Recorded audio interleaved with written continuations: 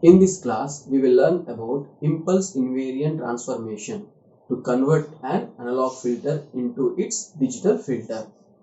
In this, first consider an transfer function of an analog filter expressed in the S-plane. Now, for this one, you apply the inverse Laplace transformation and get its time domain equivalent. Next, sample this filter transfer function using t is equal to nt, where capital T is the sampling interval. Thereby, you are going to get h of nt. Now, this one you can approximate to be h of n. So, next, we would like to convert this one into a digital filter. The given h of n.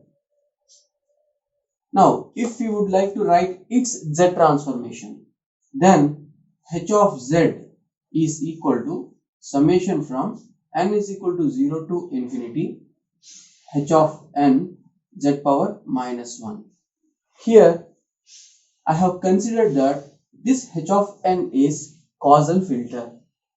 That is, its response is only available for h of n greater than or equal to 0. That's the reason the two-sided Z transform now I have written as from n is equal to 0 to infinity. Now, we will relate this Z transform to the Laplace transform. That is, we will relate the digital plane with the analog plane. For that one, h of z at z is equal to e power s into t. Now, this one summation from n is equal to 0 to infinity h of n, in the place of z we are writing e power minus s t and n.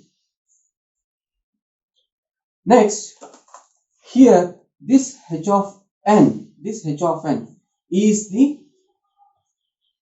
sampled version of the analog filter h of n. Now, here we have used the mapping z is equal to e power s into t.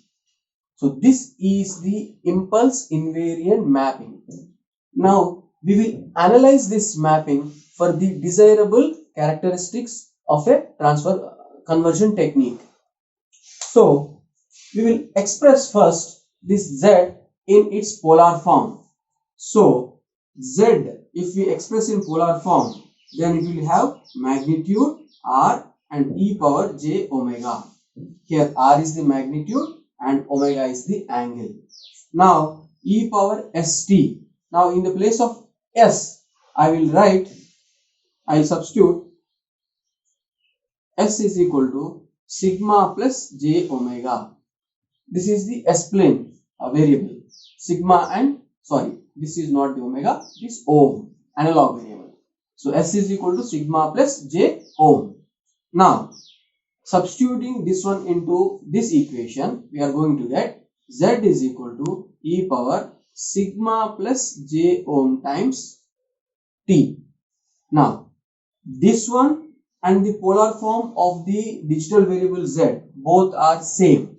Then we can write r into e power j omega is equal to e power sigma times t times e power j ohm t.